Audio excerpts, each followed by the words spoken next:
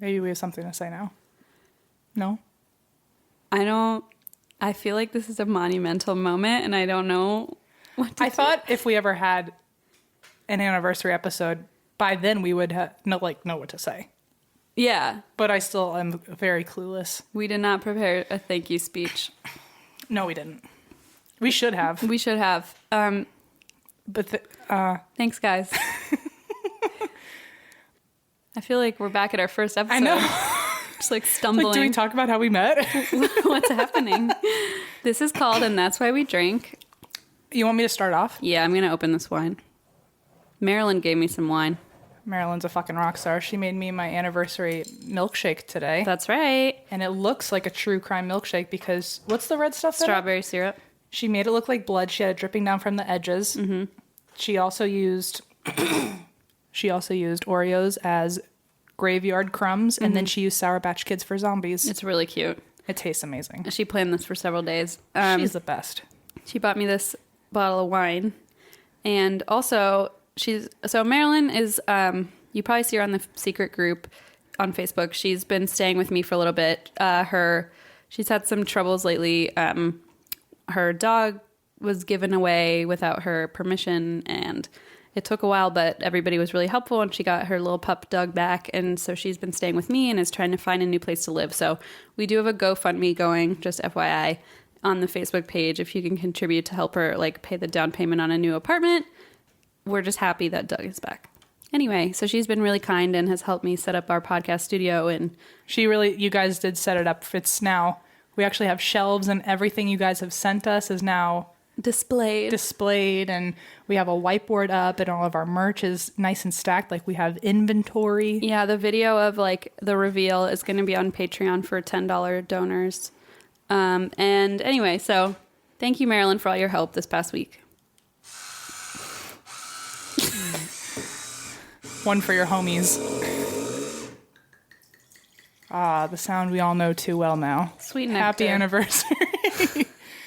So for our anniversary, let's cheers first to our 1 year. 1 year, can you believe it?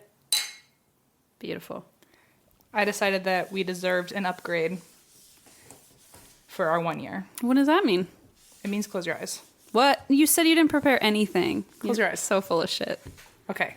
Okay. Elevator music.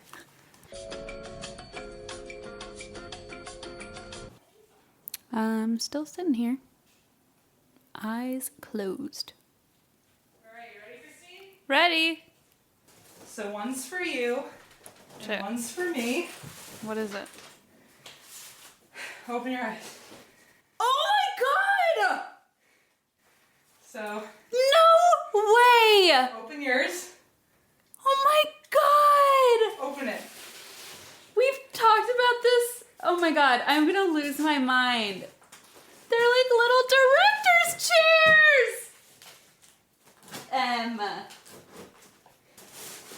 This is the one that all the actors have. Ready? Oh my god! It has my name on it! Emma! We'll learn how to open them. Holy shit, Em! But You did not! If we ever go on tour, it carries everything. You did not! And For my wine! For your wine! Cry. Oh my gosh, you guys, it's a director's chair and it has our logo and my name on it, and then Em has one too. Here you go. I'm gonna Trade out your old dingy one now. I'm actually geeking the hell out. Happy anniversary! We, like a year ago. Literally, actually, 365 days ago. Literally 1 year ago, we're talking about how we just wanted our own director's chair someday. Yeah. There you go. Okay, goodbye, old rickety IKEA chair. And now our audio won't suck either. Look at my new throne! Oh my god! Whoa! Do you feel like a queen? Whoa! I feel so important, like I'm directing something. Em, this is amazing. I know the audio is really bad right now. I don't this care. Is important. I cannot believe this. We need to take a photo later of them together. Okay. Em, I'm sweating so much. But if we ever go on tour, now we've got something official. You guys, we gotta go on. We gotta go on tour now. Yes, yes. And honestly, I'm just trying to manifest the fact that we're gonna go live one day. I mean, I put up our vision board. We need to like redo it. Okay, well, I'm having us sit on our vision board to make sure that it works. Okay. Through the magic of our butts. We're gonna sit on the vision board. We're gonna sit on the vision chairs. Understood. Oh, understood. I thought you meant you wanted me to take... You mean undersit. Understood. You're dumb. I thought you meant you wanted me to take that off the wall so we could sit on it. I was like, that seems a little weird. These are fucking amazing. I am... Oh my God, and they have our names on them in a cool font. You guys, It's the fonts of our logo. I know, it's so perfect. It's the part that says a true crime... How did... How? Yeah. You can take one fucking guess. Kirky's at Workies. No way. Kirk, you and Kirk are just like the dream team, my heroes. He's a good boy. He's so wonderful. I'm losing my mind right now. I'm like, I can't believe this is happening. And now a year later, we're official. Official, and we have a fucking studio with all our shit on the walls. Sugar Bush is framed. There's a bulletin board with all the cards you guys have sent us, and a shelf where I'm collecting bottles of 19 Crimes wine, so it's not gonna it's gonna be full really soon. We got a Ouija board prominently displayed on my desk. You know, I feel like forever ago when we used to do milkshake facts, you know, those were the days. Those were the days. Back when we didn't think we would last a year. But one of the facts about wine was that there's a place that literally has a fountain in the middle of the courtyard. You just need one of those in here, and then we'll be set. Okay, so... You've got a chair with your name on it, and soon you'll have a fountain of wine that just never stops flowing. Good, so that's for year... That's next year. That's year 2, right? Right. You know how there's like an anniversary... There's like a paper year and then a silver year. Yeah, next year is the wine fountain year. Wine fountain, right. I thought it was coming up soon. I thought that might be the case. I can't wait for Blaze's my wine fountain year, because then I'll have 2. Yeah, let's crack into that. Let's crack into it. LaCroix. Anyway. So. I'm so... you do this to me on air, and then I can't really think or breathe, so... Well, Christine told me, hey, I have everything taken care of tomorrow for our anniversary. And in my mind, I was like, uh-oh. Because you always do everything. I just brought it back. Now why put our drinks on the table when we've got little tables on our chairs? Who needs a table? Who the hell needs a table? Guys, if we ever go live, you will see these chairs on a stage. OMG. What's it like knowing that one day we'll be sitting on a stage in these chairs? I'm saying it out loud, not because that's actually planned, guys, but I'm trying to manifest it and put it in the world. We're doing a manifest thing, and also now... I can't wait to go live.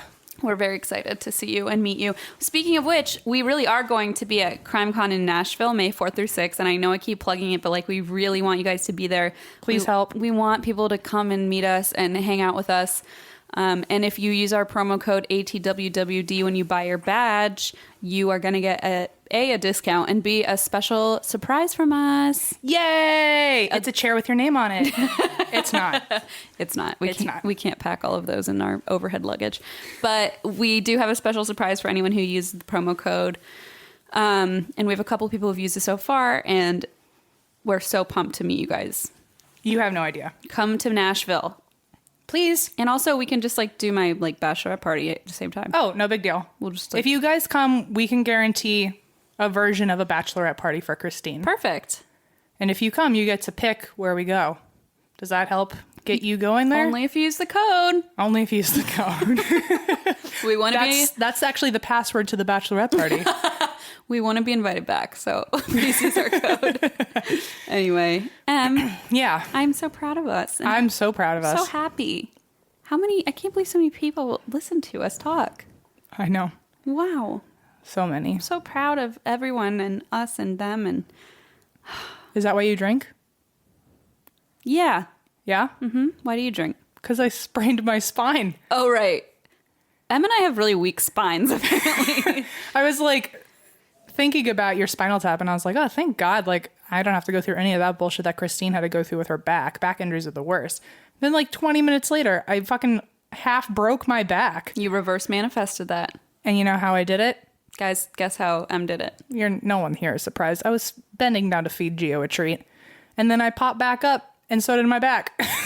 You popped up, your back was like, bye, I'm popping out. And then I really thought that I just vertebrae just fell out of my body. I was convinced that they just decided they were gone. Em literally was like, okay, hi, I'm here at your Super Bowl party, and then fed you a treat and was like, so I'm going to go to the chiropractor. I'll see you in an hour. And I was like, what? Yeah, I really was here for 5 minutes. Oh my gosh, I was terrified. And then I came back and I tried so hard to not be in pain, but also I really thought it was a nightmare. I remember you being like, at one point you tried to give me dinner. We were trying to feed you a hot dog. And you were like, should I just leave you alone? And I was like, yes. I know. Just go away. I was like, can I help? Do you want a Tylenol? Can I feed you this hot dog? Do you want me to leave you alone? And you're like, yes. And I was like, goodbye. Enjoy this. I couldn't even, it was one of those pains where you don't even care about manners. No. It was just like, I need you to fucking go away. Yeah. And I was in your house, so how fucking rude of me. No, but it wasn't rude. You were really struggling. I literally fell asleep on your couch in the middle of everybody. She has a couch that's meant for 5 people, and my 6-foot body lied on half of it, and everyone else had to sit on the floor. It's like a sectional where you took the main section. And I just lied there, and I found pictures of myself on Twitter later, and yeah, that was good. It was a good time. It was a good time. time. Well, not really, but for everyone else. else. Anyway, I won't go on about it, but that's why I drank. You have your sweater wrapped around your shoulders like it's a cardigan at a country club. I'm doing it because if I wanted to take it off all the way, I'd have to take my headphones off, and I'm too lazy. It's really bizarre. I mean, it's not bizarre, but it really looks like you're owning this whole director thing. Oh, yeah, that makes me want to take it off. No, you look like you have it wrapped around your shoulders. It's like I just want to snap at someone to get me an Evian. An Evian, exactly. You do have your or LaCroix. LaCroix. Yeah, you do have one. So I just want to say that this episode is sponsored by our special friend, CK, Classic Kevin, host of Mirths and Monsters podcast, which I fell behind and I've been binging this week. It's so good, so hilarious. He has a Scottish accent, so you can't go wrong. And CK actually sent, because in early episodes we said if we hit a year or hit 50 episodes or whatever, that we would, it was a 50th episode, we would drink a $50 milkshake and $50 bottle of wine. Mm-hmm. And so CK PayPal'd us $100 for this episode. Oh, he's such a good guy. So I did not get a $50 bottle of wine. I bought a nice bottle of wine and an ice cream cake, and Marilyn made Emma milkshake. And then we're gonna, so CK's podcast, Mirths and Monsters, just started a Patreon. So I'm going to pledge the rest of the money to that. That's worth it. Yeah. So that was so sweet of him and thoughtful. And a lot of people have asked, did you ever do the $50 thing? And I'm like, well, also I recently looked up the $50 milkshake again, and I don't know how to come across edible gold leaves or Tahitian vanilla bean and shit like that. So I don't know how to recreate the $50 milkshake. What I was planning on doing if I were in charge, I was just going to spend $50 on a bunch of weird shit and make one of those big stacked milkshakes. Oh, just cookies and brownies. Yeah, an ice cream sandwich on top and a donut and shit like that. I mean, buying a $50 bottle of wine probably would have been easy, but I bought instead four $12 bottles of wine. Guys, seriously, shout out to CK though, because he's been one of our original listeners. He's supported us from the beginning. Since a year ago. A whole year now, he's supported us. He's been so helpful. He reached out to us on Twitter. He's been so kind and just compliments us left and right. He's told us if we ever need a place to stay overseas, he's got our back. He's just a good guy. He's a good guy, great guy. His podcast is so freaking funny and entertaining. And it's short, they're fun, short little episodes, so you can just easily binge the whole thing. It's so fun.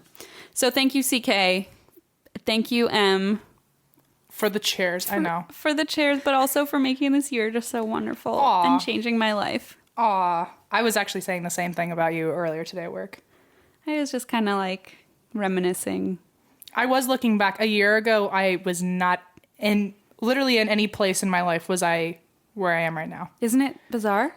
I didn't live in the same place. I wasn't friends with the same people. I wasn't at the same job. I was in a different department, but everything around me has changed. And Same. You also gave me a girlfriend and a dog. Wow. I mean, same. I moved into a house. I got engaged. We started this project. You work at Nickelodeon? I got my dream job. I mean, this has been quite a year. Talk about vision boards. Mm-hmm. Guys, vision boards work. I know people laugh, but I'm not kidding you. It's true. Take some painkillers. No, don't do that. But that's what I did. But it's for health reasons. They were prescription. It's fine. Make a fucking vision board. It works. I think one of the first vision board manifestations I ever made, I'm pretty sure in one of the first episodes, I said like Bruno Mars's 24K album was the best album of the year and it was only February. You did say that. And he literally just won best album of the year for that album. Wait, did he really? A year, literally like a couple weeks ago. You went. I called that shit. If you can go back and No, play, you can quote that. You said that. Play the clip right here. Oh God, you make me do so much work. First, the elevator music. Okay, here it is. I'm gonna do my best to tell you all about this because here's the thing: I was also listening to the new Bruno Mars album while I wrote all the notes. So who knows how scrambled this is? Emily. All right, maybe it'll be even more messed up than it's supposed to be. It'll help. I promise. Let's go. Bruno Mars pairs well with a nice paranormal story. Bruno Mars's new album is the best album of the year, and it's only February, and I cannot be convinced otherwise. My soul hurts hearing you say that, but we'll discuss this at a later date. Okay. All right. I told you. I told you. Let's hope I found it. I just sat here and drank wine and hoped that my future self will have the energy to find it. I told you. If not, I'll just put elevator music in there. Just like a loud beep. Also, maybe that audio was actually like real shit. Maybe you're going to play it and it's going to obviously be like episode 2. It's probably on some like hard drive somewhere too. I don't know if it's definitely not on my laptop. Anyway, guys, manifest your dreams and then maybe a year later you'll have a podcast. I mean, peak of success podcast. I'm saying. We did it, Em. We did. We made it here. I'm shocked. We really didn't think we'd make it a year. We have chairs with our names on them. That is something I never thought I'd have. We have a fucking bulletin board of like letters and Christmas cards and mail from people. Yeah, and it's a filled bulletin board, like a cork board. Yeah. There's very little space left. We're going to have to get another one for all the great stuff we're getting from you guys. I literally today during my lunch break went to Staples and bought that.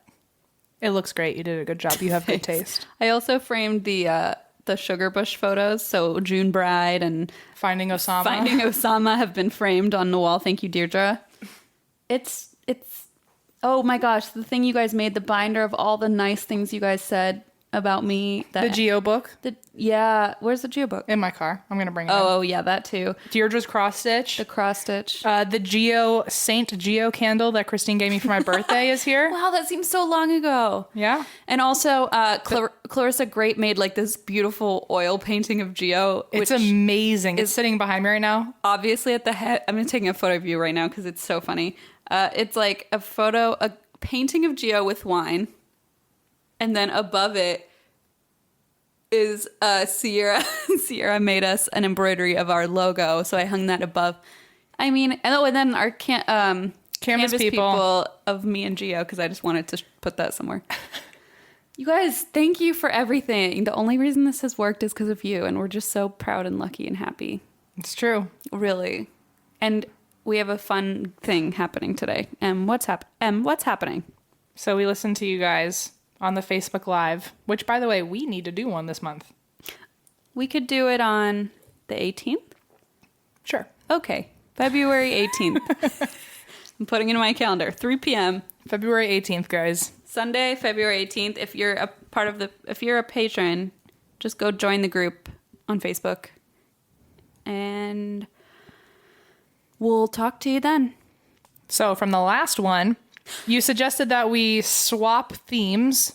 So this week I have a true crime and Christine has a paranormal. Oh, I'm so excited. I'm very nervous because Christine's very good at being detail oriented and I'm not. So I feel like there's probably a lot more information on my story that I could have gotten / that Christine would have gotten.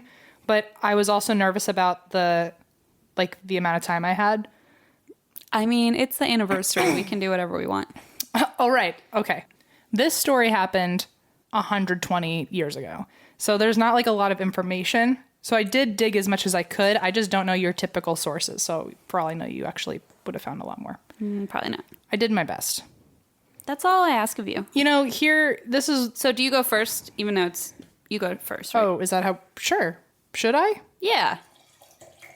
Listen, I need to have some more wine before I do mine, because you said yours is shorter than Black Eyed Kids. Mine's maybe longer, maybe the same. Oh, as Black Eyed Kids? Yeah. Wow, you really fucking took this seriously. Oh, I went all out. Jeez. I wasn't kidding when I said this was like... Was this a particular one you've been waiting to do or something? Yes. Oh, wow. Okay. But no, don't. I mean, I don't know. We'll see how it goes. Hello. Fresh. HelloFresh is a meal kit delivery service that shops, plans, and delivers your favorite step-by-step recipes and pre-measured ingredients so you can just cook, eat, and enjoy. There are 3 plans to choose from. There's classic, veggie, and family. So I got the classic, which offers meat meals. I got the veggie, which offers a lot of pasta and good stuff. But the one that I had, the classic, is so good. Recently, I had their meatloaf, I had fajitas, and I had this breaded chicken that was just so good. That sounds amazing. You can even choose your delivery day for when it works best for your busy schedule, so you don't have to worry about missing the delivery. You can even pause your account for weeks at a time if you're out of town or just won't be needing it. There's lots of one-pot recipes for seriously speedy cooking and minimal cleanup. Each week, there's a 20-minute meal on at least the classic menu for me when you really don't have more time than that. Which and you is can get it all done. Amazing. 20 minutes.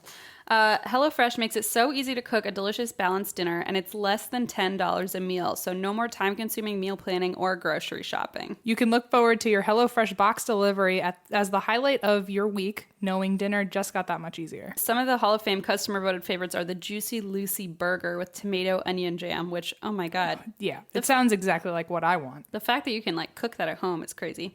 And the arugula salad. They even have kid-tested recipes made specifically with families in mind. So there's the easy peasy ravioli, spinach, thyme, and Parmesan breadcrumbs. I mean, I don't care if that's for kids. I also want to eat it. Yeah, kid approved, and Em and Christine approved, and everyone approved, and Hello Fresh approved. Yes, that. But you guys, Tell us. if you want $30 off your first week of HelloFresh, $30 whole, visit HelloFresh.com and enter promo code DRINK. That's HelloFresh.com, promo code DRINK. I'll just blaze through mine then so you can get to yours. Blaze through it. I'm just going to Lampignali through it.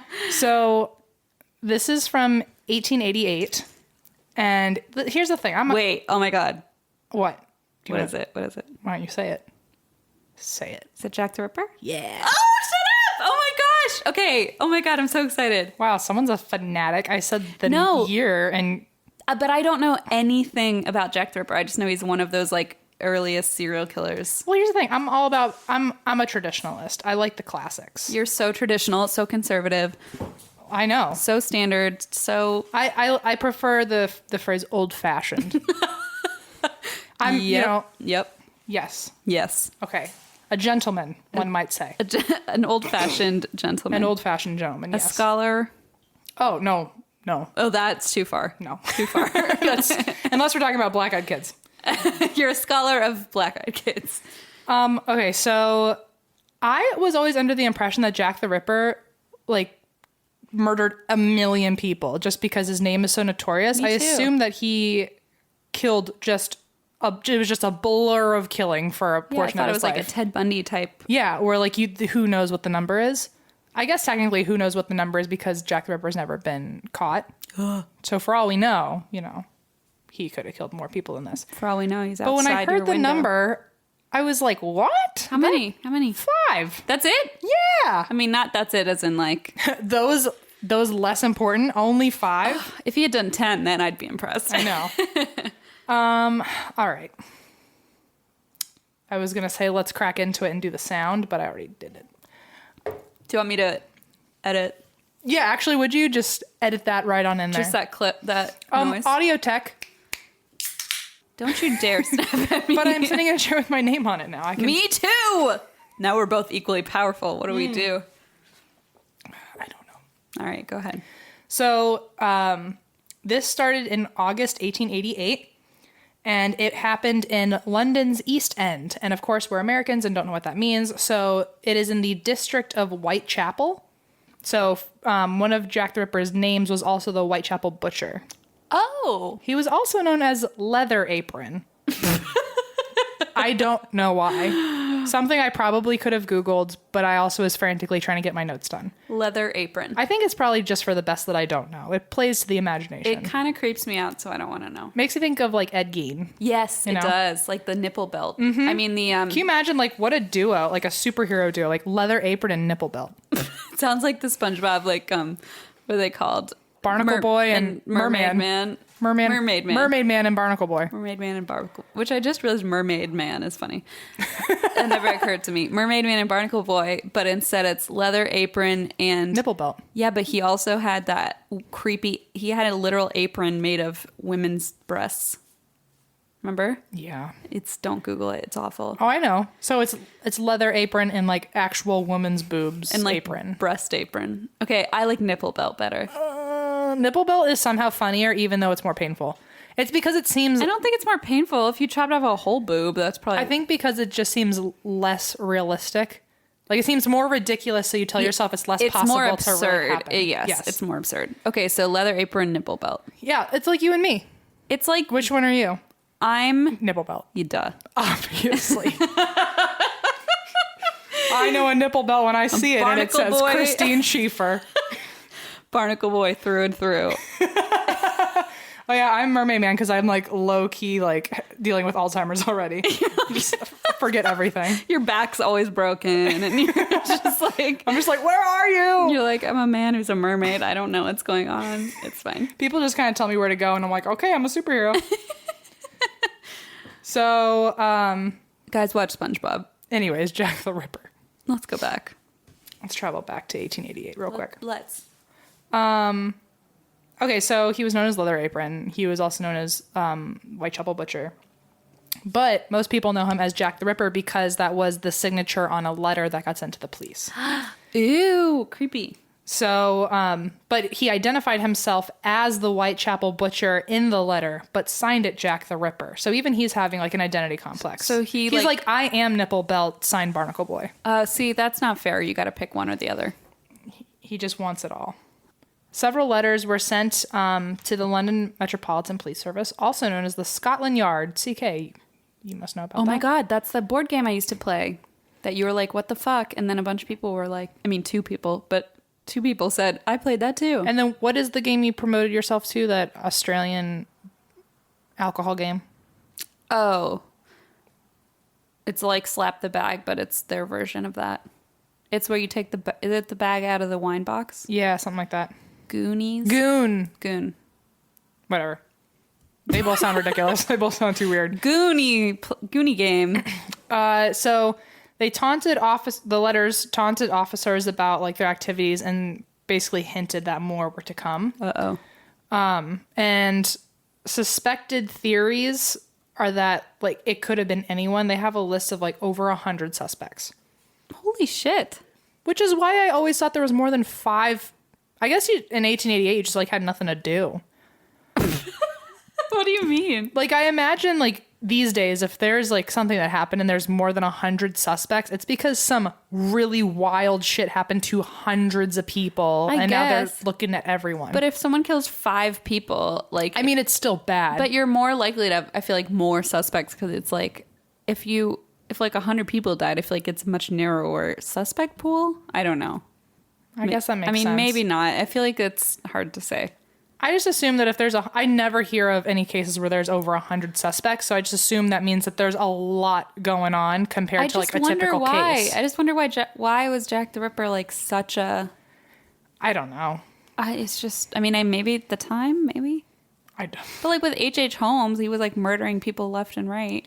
That's what I'm saying. Like he was murdering people left and right, and there were not 100 plus suspects for H.H. Holmes. So my thought is, if there are 100 plus suspects for this guy, he must be killing more people than H.H. Holmes. That's bizarre. But he only killed 5 people and got all this like novelty praise by like really weird fans. And he's shit like way that. more known than H.H. Holmes. Yeah, he's like he's known as like the first serial killer. Is he the first? Maybe that's why, because he's the first. The other one was Billy the Kid, was like one of the first killers. Oh, okay. They were also both left-handed. Fun fact. Well, they're known to be left-handed, but actually recently they found out that Jack the Ripper is right-handed. How do they find that out? Because they were looking back. There are still people called Ripperologists who are still trying to crack the code, even though whoever did it is dead now. Oh my. But apparently they always thought the Jack the Ripper was left-handed because of how he cut women. But they found out that he was actually strangling them first with his dominant right hand and then cutting them left-handed. So they actually don't know if he's right-handed or left-handed. Ambidextrous or something? Yeah. Ew. Anyway, fun fact for Aren't everyone. you left-handed? I am. That's pretty fucked up, Em. So in the late 1800s in London's East End, it was mainly an area of skilled immigrants that were trying to like make a new life for themselves. Mainly Jews and Russians lived in that area. And it was notorious for like a violent, heavy crime area. And prostitution at the time was legal. It was only illegal if the practice caused a public disturbance.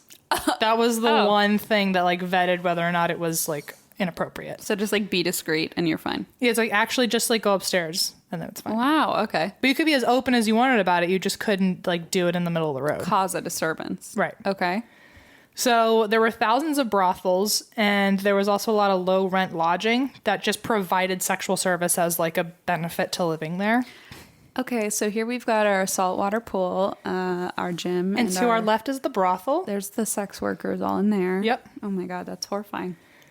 What a time. Can you imagine if you time traveled back there and they were like, oh, are you part of the brothel? Yeah, they'd be like, welcome to your spot in the brothel. Yeah, Like, I'd be like, what? So at the time, it was also like you could basically like kill a sex worker and like no one thought of like. Right, they were lesser. Because it was such a violent area, it was such a heavy crime area, it was such a heavy drug area, and prostitution was legal. Yeah. So it was very easy for sex workers to be traded for like drugs and money and shit like that. Awful. So a lot of times they were collateral damage and would get killed. And so a lot of times sex workers, if they got killed, no one paid attention. Yeah. So that's, and one of Jack the Ripper's MOs is he killed sex workers.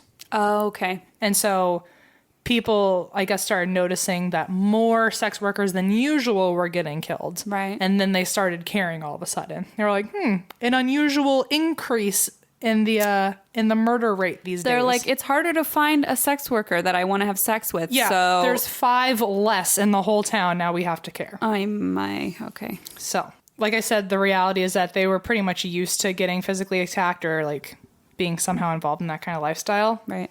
But the difference between those attacks and Jack the Ripper's killings is that they weren't considered a typical attack on a person. They were considered, quote, sadistic butchery. Oh no. Now that sounds more like the Jack the Ripper I envisioned. Yeah. On your vision board. Oh, I don't want Jack the Ripper on my vision board. He apparently, his killings gave the impression to people that he had a true hatred for women in general. Oh wow. And his type was, I'm just going to go through like his like MO. Mm-hmm. He killed 5 main women. There's actually more like 6 or 7, but we don't know if we count them or not because they can't tell if they were his doing because one of them was so early on that they don't know if that was actually the first real victim. Right. And one happened later and they don't know if that was the last real victim. Right. But out of the 5 main victims, they were all about the same age, 30s to 40s. He only killed on the weekends or bank holidays. What? Which is very weird. I wonder if that he means had like, a day job. So he worked a 9 to 5. Classic hardworking man. Classic Jack the Ripper. Yeah. Oh yeah. Most of them had pelvic mutilation. Oh no. I'm sorry to say. Oh no. Most occurred between 3 a.m. and 6 a.m. Dude. So people these days, aka us, would be like, that's fucking early. Or that guy never goes to bed, and that must be like the latest his night goes.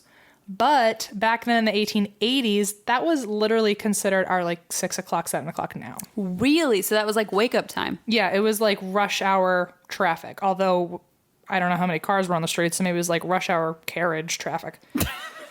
Or like you just bumped into a lot of people. The streets were busy. There were mules and ponies everywhere. It's like when our grandpas were like, we walked 5 miles uphill both ways in the snow barefoot. And No it's like, shoes. Wow, you must have come from the 1880s with Jack the Ripper then. You must not have known what a car was. So, okay. So 3 a.m. was considered a normal wake-up time is what we're saying. Yeah, that was like on the early end of normal early. But so it was like 5 a.m. on a weekend or bank holiday. So it was like when people weren't in rush hour carriage. That's a good point. Traffic. That's a good point. It was like when your dad wakes you up with bacon at like 5 a.m. and is like, good morning. Must and you're be like, nice. My dad would just wake me up at 5 to piss me off mine- with no bacon. No, mine did not do that either. I'm just saying I feel like it's a very like stepdad. You know how I say like the stepdad thing? Yeah. It's like wake up at 5, mow the lawn. Like I feel like all of us had that one friend growing up where like they were such a buzzkill to spend the night at their house. Yes. Because they would to wake up early on a Saturday at like 6 a.m. And then they'd be like, why aren't you waking up? And I'd be like, you have to be fucking kidding me. And I was like 5 and knew that was the right response. Anyway, but yeah, there are those dads who wake up and like mow the lawn. My friend like that, her name was fucking Rachel. Yeah, it was. And I hated sleeping at Rachel's. I loved sleeping at Rachel's. I hated waking up at Rachel's. See, that's the key. Mm-hmm. There's two sides. I didn't like it. And they all went to bed at like 7. I was like, what is wrong with you? Anyway.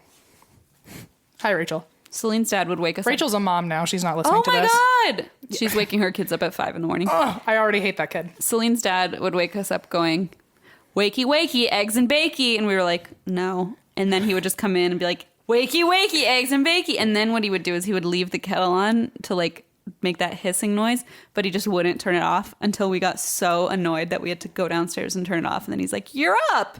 Like he would literally just let it go and go and go and go. I hate parents. They suck. My mom used to do that thing where she'd be like, and then I'd be like, what? And she'd be like, are you awake? And I'd be like, I fucking hate you. Oh, good, you're up.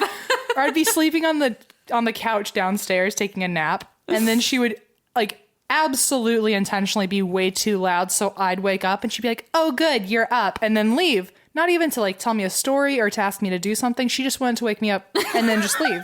It's like that thing where parents come in and then leave the door open, and it's like, why the fuck did you do this? What do you want from me?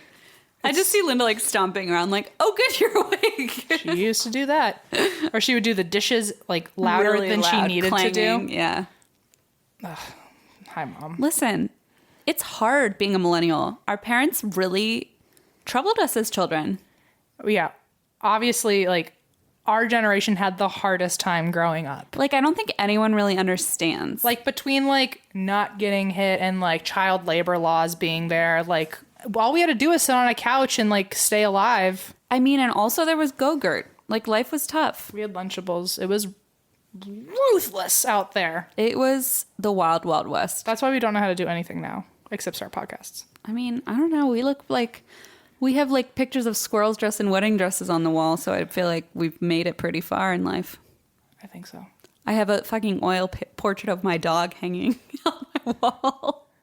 Life is weird. Let's go back to the 1880s. No, in the 1880s, we'd both have 10 kids by now. Oh, I'd be dead for sure. I don't... Drank yourself to death? I don't live through Me too, 10 kids. honestly. I mean, I just feel like I have one kid and I'm like, oh, I can't handle this, and then I die. Like, there's no epidurals. There's no, like... I just would die. Props to everyone who survived. Imagine being LGBT in the 1880s. No, exactly. What the fuck? I would literally die, not by choice. No, exactly. Anyway, let's describe Jack the Ripper's appearance. Oh, right. Jack the Ripper. Like, we had a reason to be here, I think. Ew, how do we know his appearance? Because several witnesses after the fact would say, oh, I saw that girl, and then 10 minutes later she was dead. But when I saw her, she was walking with this guy. Oh, okay. So, the general consensus of his appearance Can I tell you what I have always envisioned him? This is why we have a podcast. This is the only thing I've ever wanted to hear you say. What? Jack the Ripper's appearance. Because in my I've been waiting a year. I've established this weird thing in my head because I don't know anything about Jack the Ripper except like the name and like the fact that he's Jack the Ripper. Right. In my head, he has a big cloak. He does in my head too, with like a bowler hat. He's like a creepy ass cloak and like is just kind of hunched over and icky. Oh no. Like Gru from Despicable Me? No, like thinner. He like has a cloak over his head and he has like a knife in his hand, a big ass butcher knife in his hand. That's what I picture. Okay. And I think it's because when I was little and I heard Jack the Ripper, it just sounded like like the guy from SpongeBob with the spatula hand. Yes, that's probably where I got that. Oh God, everything relates to SpongeBob. Your whole life is a foreshadowing of today. Oh God. So he's described as having a shabby appearance, being about 30 years old, 5'9", fair complexion, small, fair mustache, and wearing a red handkerchief or neckerchief, and a cap with a peak. I don't know what that means. Like a point? I guess so. Like a pointy cap? I don't know. This was how people that used to play with hoops and sticks described him. So things have changed. Okay, so here's the first killing. It happened on August 31st, and it was the body of Mary Ann Nichols, who was 42. She was found in Bucks Row, which is now called Durwald Street. And her face was bruised, her throat was slashed twice and nearly severed. Oh, no. So, like, such deep cuts, her head was almost off. Oh, my God. Her stomach was hacked open and slashed several times. What the fuck? Do you know what happened? Was she alive when that happened? Do we know or not really? So that's the thing. Like, I tried to research that kind of stuff, but because no one really saw her, the last thing that witnesses saw for a lot of these girls is that they were just walking with someone, but then he seemed to take them to discreet areas. And also, like, the forensics back then weren't like, oh, right. We can tell. It's like the John Mulaney thing of, a puddle of blood, gross. Mop it up. Now back to my hunch. Literally, on my favorite murder today, they were talking about how back then they'd be like, okay, so who else can we bring in to look at this? Like, reporters, like, why don't we get everyone on South Street to come in? And John Mulaney does such a great bit about that exact thing, about how, like, gangsters back then, like, they wouldn't even, like, put on masks. Like, if they went to go rob a bank, they would, like, dress up like they were, like, going to church in Atlanta. Like, put on a little corsage. And then they shoot their name into the wall. He was like, what, were bullets I'm free? Here. Yeah. If anyone asks, it was Val and Joe and the Suggins gang. Like, Karen was like, are there any children that want to come in and stomp around and look? Like, what else can we do to... It's like, can we get some, just anyone with eyes, actually? Can they just tell us what they think? They should. And then George was like, anyone with shoes, like, maybe put some more footprints on the walls and on the floor. Like, we can't get enough of, like, people just walking through and spreading shit around. Yeah. Which is, like, kind of true. They didn't give a shit. They would just be like, what's this? And then, like, smear it all over. And reporters would just be like, let me take a million photos and step everywhere. So gross. Listen. Forensics, am I right? Yeah. Yeah. You're the rightest. Thank you. So the second murder was September 8th. A woman named Annie Chapman, who was 47 instead of 42. She was also a sex worker, just like the first one was. And her body was found in a passageway behind 29 Hanbury Street. And all of her possessions from her purse were laid next to her body. Oh, no. Her head was almost severed. Oh, my God. Her stomach was torn open and pulled apart. Oh, what the fuck? Hence the name Jack the Ripper. Oh, that's where it comes from. Sections of skin from the stomach laid on her body. Get the fuck out of here. Sections of skin from her stomach? Were laid on her body. Oh. Bigger sections of her stomach were laid over her left shoulder onto the right shoulder. So, like, her entrails, no. He looped them around like a scarf. No. To, like, hang over one shoulder, go around her neck, and fall on the other shoulder. Oh, no. And, like, those were her intestines, let's remember. No. Part of the vagina and bladder had been carved out. No. And taken away. Taken away? What the fuck? And that was the second one. Oh, my God. Want to know about Havenly? Yeah, I really do. Havenly is the most delightful way to design spaces in your home on any budget. You can partner with an interior designer, a real interior designer, to create a beautiful design based on your unique style and space, and then buy what you love directly through Havenly's platform with access to hundreds of retailers and the guaranteed best prices. That's awesome, because I'm actually really trying to, like, be a grown-up and actually make my room look like it's not a college dorm at 25. Right. And so, like, I'm in the process right now of actually joining Havenly. There's a free quiz that I'm supposed to take. It's seriously it's a fun way to learn your unique design style, and it helps you match up with a perfect designer and just make your room look awesome. It's really cool. I signed up, and what it does is it gives you like a list of suggested designers, and then you can kind of see examples of what they've done before. So you can see like rooms that they've designed. Oh, and awesome. you can think like, oh, that's kind of my style, or it's not quite my style. And they say like, are they contemporary? Are they modern? So it's actually really cool and really personalized. Their team of designers works with you online to design the living space of your dreams, whether it's a guest room, a family room, a kitchen, whatever you want to redesign. Havenly helps you every step of the way, using your specific budget and your style to shape the design you want at a price you can afford. Basically, it's like having a Pinterest, but you can make it a reality. 100%. And everyone deserves a beautiful living space. That's kind of the motto they go by. Try Havenly today by visiting havenly.com/drink and get 25% off your design package. Can you? Sorry. Let me I'm finish? so excited. Guys, seriously, go do it. It's so worth it. Do it. Havenly today. Visit havenly.com/drink and get 25% off your design package. That's havenly.com/drink for 25% off your design package. Havenly.com/drink. The third one was 20 days later on September 28th. And this was actually right before the next killing. A letter was received at the Central News Agency signed Jack the Ripper. So this is when his name first took off. Oh, so it was to the news, not to the police. Yes, this was to the Central News Agency. Oh, okay. The name Jack the Ripper was signed at the bottom and caught the public's attention. And Whitechapel, the town, was now freaking out because of these two murders that Jack the Ripper claims to have been responsible for. Right. So there were riots in the street, and people started attacking anyone carrying a black bag because the newest rumor going around was that Jack the Ripper was carrying his knives in a black bag. Oh my God. So just like chaos. People were just like.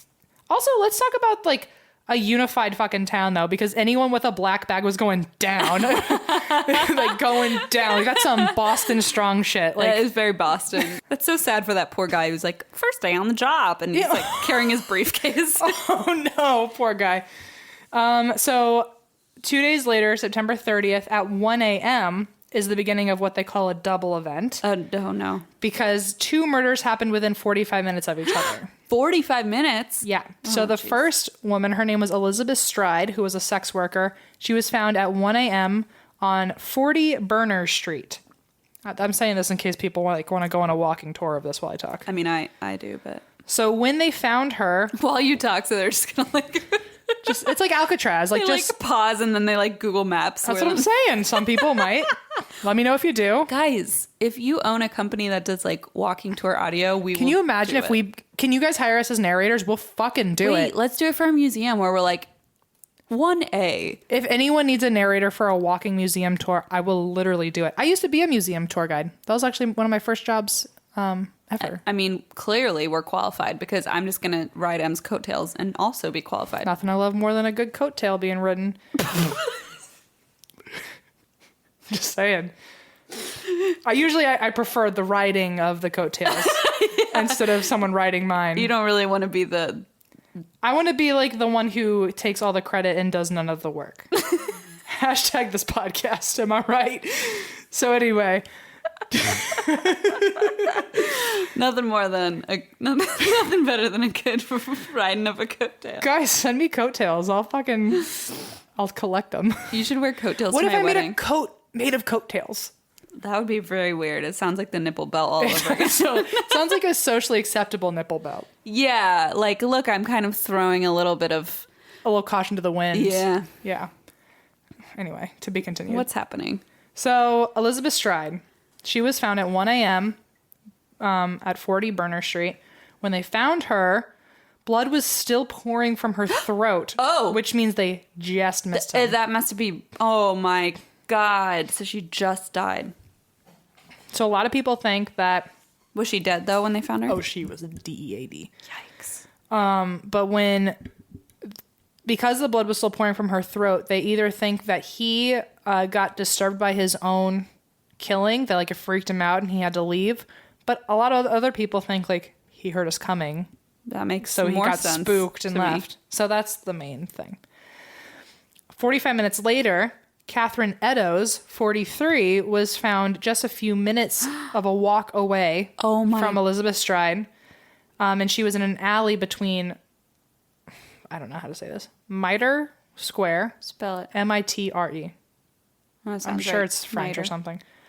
And Duke Street, which is now called St. James Passage, is where she was found. Oh my God. You ready? 45 minutes later. Are you ready? Yeah. No. Yes. The body had been ripped open. This is not new. No, but I know it's going to get worse. And her throat was slashed. Both eyelids had been cut off. Oh, why? And both her nose and right ear had been cut off. What the fuck? The uterus and left kidney were removed, and her entrails were thrown over her right shoulder, just like the other girl. Oh my God. A trail of blood led the police to a doorway nearby with a message that had been written in chalk. And it read, "The Jews are not the men to be blamed for nothing." What? And the beginning of World War II. No. And then Hitler was like, wait a second. And Hitler was like, I agree. Oh my God. Oh my God. To your point of how people handled evidence back then, the city police thought that the, quote, graffiti should be photographed when the light came up. And so they were going to come back later and take a picture of it. But before they could, the head of the Metropolitan Police ordered to rub it out so that no Jews walking by would be offended. Mop it up. They don't have a fucking lantern to take a photo Jesus. I mean, obviously their cameras were not high def because they were cheap. Yeah, but all you have to do is get some lanterns up there. I know. I mean, listen. It's all it takes is a lantern or two. That's my new motto. We could find a way to make that pretty metaphorical. All it takes is a lantern or two. Mm-hmm. A light within yourself. A lantern or two within yourself. That's what I'm saying. Glow from within. So during the investigation of this specific one, they also found a blood-stained apron of Catherine's. Was it leather? That's what I thought, but no. Oh. They found her blood-stained apron in a doorway. Oh, fuck. On a nearby street. So it looks to the police, who are so great with their evidence, that he used the apron to wipe off his hands while he was mid-running away from the murder. What a sicko. But because he was running while wiping his hands, they think, he was able to think while also in a frantic state, so he must know his surroundings. Right, okay. So they thought that he must be a local man. Okay. Whatever. Sure. They're using what they can, I guess. It's fine. As far as,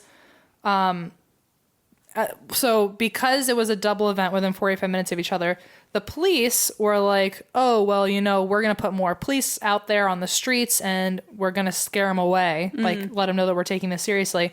And no one got murdered for like another month or so. Like, it actually did die down for a little bit and people were getting less scared. But there's another thought that that's not the true theory, that he stopped killing because he was afraid of the increase in police. It was some believe that he actually didn't commit the double event and that the first murder that night, Elizabeth Stride, wasn't actually him. So he wouldn't have been spooked for police trying to take his double event seriously if he didn't do the double event. Whoa. So they think that he might have not been the murderer of Elizabeth Stride because... Was that the super violent one where the uterus was taken out? That was Catherine Eddowes. Oh. Elizabeth Stride was the one who blood was still pouring out of her throat. Oh, right. That was the first one. Yeah, the one at 1 a.m. Okay. So the main... Sorry, Allison texted me. And I got a text that said, try not to scare me. And I was like, what the fuck? You're like, the blood pouring out of her throat.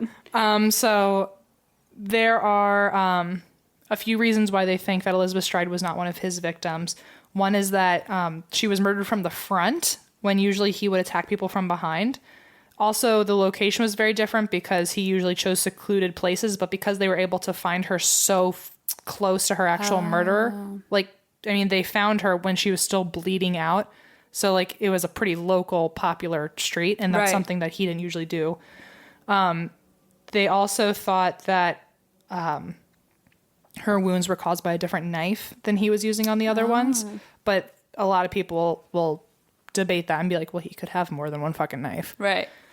But some believers are like, oh, well, Elizabeth Stride isn't one of the main 5. Interesting. So the police released a letter, one of the many letters that they had gotten, which was sent to the head of the London news agency. So the police and the news were working together a lot. And if there were any particular letters of interest, then the news was publishing them, which these days I don't think that would really happen. Probably not. So because they got a couple interesting letters and had the news release them, what they didn't realize is that a lot of people out there who would get really obsessed with the case would become copycats and send in letters pretending to be Jack the Ripper. So it ended up hurting their case because they thought that if they sent out a letter, people could be like on the lookout and use the information well. But then all these letters that they got from fake Jack the Rippers. What's wrong with people? People in 1888 didn't have internet. I think they were just bored. I probably would be a person who'd be like, this is fun. I mean, if we couldn't have a true crime podcast, we would be doing something true crime. Probably. These are all people who wanted a podcast. They were just, they weren't in the right time. Let's go back and bring the microphones. They weren't appreciated for their time. Okay. It's okay. It's okay. So, most of these letters were definitely hoaxes, but there was one that freaked out the police enough. And it is now one of the most famous letters that, quote, Jack the Ripper wrote. And it's called From Hell. And it's also called the Lusk letter because it was sent to George Lusk, who was the chairman of the police. The letter, I didn't write down what it said, but it was your typical serial killer letter of like, haha, you haven't caught me, I'll kill again. I am the lord of this city, blah, blah, Some blah, shit blah, like blah. that. Or you think you got me and you don't. Enclosed with the letter was a piece of human kidney. Whoa. That in the letter he wrote he had taken from one of his victims. Which, conveniently, Catherine Eddowes was the last woman he killed and her kidney was ripped out. Oh my God. So, and I couldn't find this, I'm not sure of this, but in the event that they didn't release that information to the public, this was most likely but also, the actual Jack the Ripper. Even if they did, like, who's like hoaxing the police with like a fake kidney? That's a lot of people think it was like a med student. Oh. That was like, it could have just been like a cow kidney or something that they got from surgery. Oh, right. They didn't have DNA and all that shit. Yeah. So a lot of people are like, oh, that might not be the real Jack the Ripper. It could just be like an obsessed, future podcaster. And he just has like a random med student access to kidneys. I mean, it sounds like if it were Jack the Ripper, it sounds like he's pretty pissed that all these people are pretending to be him. And he's like, no, here's her fucking organs. Like, can you imagine if that was him and then people were still like, nah, that was just like a cow kidney. Oh my God, it was totally a med student. It wasn't even scary. So anyway, a lot of people think that the kidney was a prank, but that's because we don't have documents anymore about whether or not they released the kidney information to the public. Okay. So if they did, chances are it was an imposter. Makes sense. And if it wasn't, and that was private knowledge, then it really freaked people out. Yeah. So rumors began like just going wild about like who the hell Jack the Ripper was. Some of the thoughts were he was a mad doctor. He was a Polish lunatic, which is a quote, not something I'm saying. That seems racist. Possibly an insane midwife. Wait, as in a woman? Yes. Some think that she might have been a woman. Wow, I never heard that. I know, equality. Hey, girl. Oh my God. So other people think that he could have been the grandson of Queen Victoria. What? The doctor of Queen Victoria. What? A Dutch sailor. Lewis Carroll, who wrote Alice in Wonderland. What? Or the Freemasons. Oh, just like the collective Freemason. Just like actually the whole peanut gallery. Just like everyone who's a Freemason. Okay, They also think a lot of people on the police force could have been involved because there were a lot of police officers who did not have to divulge all the information that they knew. So what? They were like hiring sex workers and that's why? Or like, I don't understand why they were involved. I don't know. What the fuck? Wait, okay, Lewis Carroll? Yeah. Well, No. apparently, How dare you? someone out there in the world made some assumption that if you rearrange enough of the paragraphs in one of his books, each of the first words writes out like confessing to killing sex workers. What? Wait, what? But I mean, think of all the paragraphs Lewis Carroll has ever Carroll written. wrote like thousands of you fucking could literally fairy tales. get any sentence out of the beginning of his paragraphs. But someone made that realization and I mean, it's stuck pretty with it. fucking weird. But also, like, in what prompts you to be like, I'm going to rearrange every Lewis Carroll because Someone who doesn't have a true crime podcast. I decided he is a serial killer. Anyway, November 9th. I'm so confused. Mary Jeanette Kelly was 25, not in her 40s. She was found in her room right off of Dorset Street, which is now Duval Street. Okay, you guys there yet? Yep. We'll wait. Google Maps? We'll wait. We'll wait. Elevator music. Are you on Duval Street? Okay, I think they're there. Okay, now look to your left. Okay. And what they found there was what was left of Mary Jeanette Kelly. Her rent collector found her and said, quote, "I shall be haunted by this for the rest of my life. It looks more like the work of the devil than a man." End quote. Mary's throat, typical, had been cut. Oh, no. Her nose and breasts had been cut off No! and dumped on the table nearby. Oh, no, why? So He just put them on the table? he was just like, I'm done with this now. He's like, I don't want these anymore. All I think of is that old movie Flubber. Don't call it an old movie. Oh, I'm sorry. That makes me I like feel- that that's the part of all of that you were offended by. But you know, like I'd imagine like a lone boob would feel like Flubber. I'm doing a guess. hand wave It's dance. like 40-year-old version where they're like, he's like, yes, Bags it feels of like sand. sandbag. But if you could, you know, like if you just get like a ball of boob, you know? Yeah, it would be more. It would just be kind of like, you know, those water snakes? Yeah, it would Not actual water snakes, guys. It's like a toy. It's like a balloon filled with water, and like it just kind of moves around. You know those fun creatures that Em and I play with in the Fuck river? No, those things that like fall. They like fall out of your hand because they're like Those are fun. ever flowing, constantly moving. Those are fun. That'd be a lone boob. Yeah, but also if it's chopped off, it'd probably have already bled out. So it's probably just like So then it's just like old nasty. tissue. Yeah. This is disgusting. I'm sorry if I offended anyone with boobs or without boobs. Listen, I'm not sorry. Okay, I'm sorry if I offended Flubber. I'm just kidding. I'm actually really sorry if we offended you. Because I'm so paranoid about it. We meant it in a Flubber way. Guys, we just like boobs a lot. I'm sorry. God. I love boobs, guys. I mean- it's fine. It's fine. I would never want to disrespect boobs. Let's just know It's that like now. you love boobs and I love my boobs. Oh, there it is. Okay. Anyway, we all feel bad for Mary Jeanette Kelly. Really, if anyone should be offended, it should be her rolling over in her grave. She's going to truly haunt us now. So the public outcry that came after this whole instance, the head of the police force, the chief of police, ended up resigning because he just couldn't take it anymore. Oh, fuck. Fair, I mean, think. I don't blame him. Also, when like shows like Law and Order aren't out and like you don't like normalize this in your own head, and then you just walk into a room where this is like the freshest thing you've ever seen, I'm not surprised he resigned. Well, and when you were saying that the rent collector was like, this looks like the work of the devil, not a human, and like nowadays it's so like sadly almost common and expected. Yeah, or it's even just part of pop culture where you're like, oh, people can do this, but I feel like back then it wasn't like It was the first of its kind. normal to understand that a You man can't compare it to anything else. Yeah. So many people think that the police were the ones involved, like I said, as a way to get sex workers off the streets.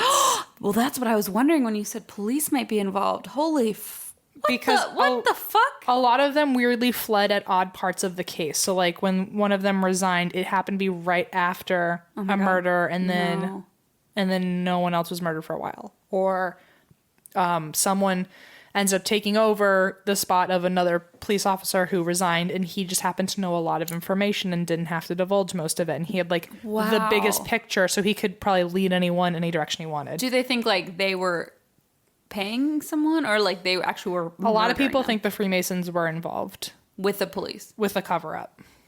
That it might have been some sort of ritual in a Freemason initiation or ceremony, and because they have people higher up, they were able to... Oh, so the police were able to just be like, oh, it's fine. Yeah. Oh, whoa, holy shit. Or that some of the police were Freemasons and they just all look out for each other. That's what I was wondering, like, yeah.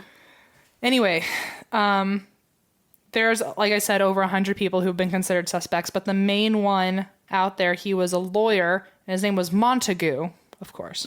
I mean... So a lot of people think that he was definitely Jack the Ripper because he was very involved with the police force during this time, and the last of the murders happened right before he disappeared.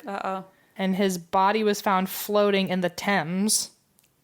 What the fuck? Well, it was found floating after the last murder, and then no other murders happened. So a lot of people think that he was the... What was it like?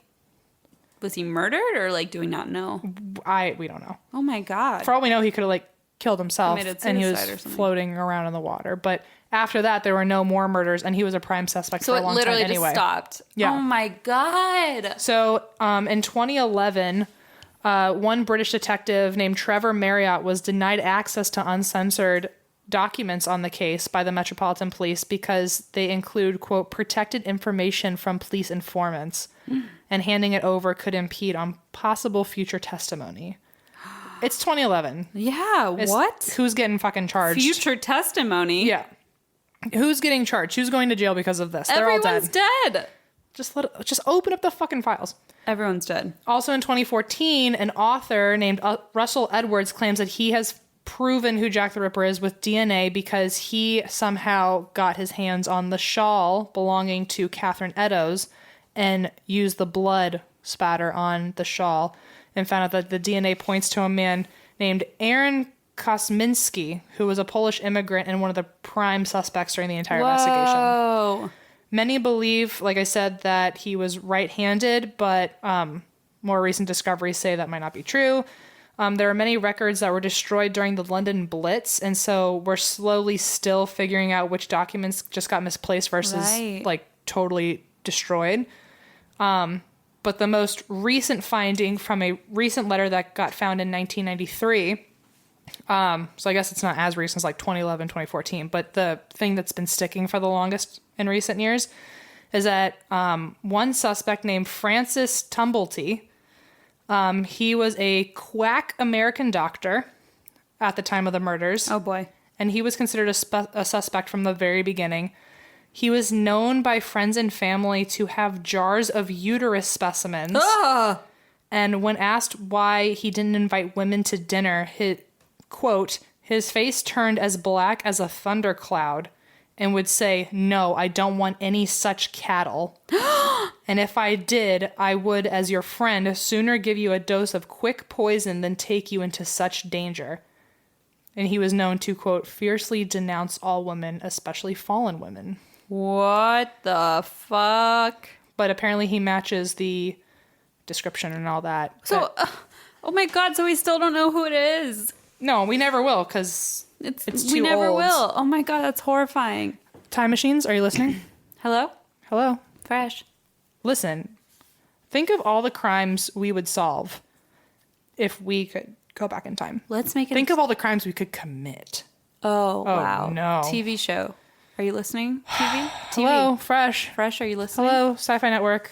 Discovery? Take us. We'll do whatever you want. Travel Channel. True TV. True TV. ID. The Learning Channel. Discovery. There's so many options. It's like, why aren't you here calling us? Hello, Drunk Mystery. Hello, Drunk Mystery. It's us. Okay. Are you ready for my ghostly adventures? Oh, yeah. So I was going to do the DLF pass. I thought you just might. I was going to. Mm-hmm. And then at the last minute, I changed my mind. All right. So you better do that soon.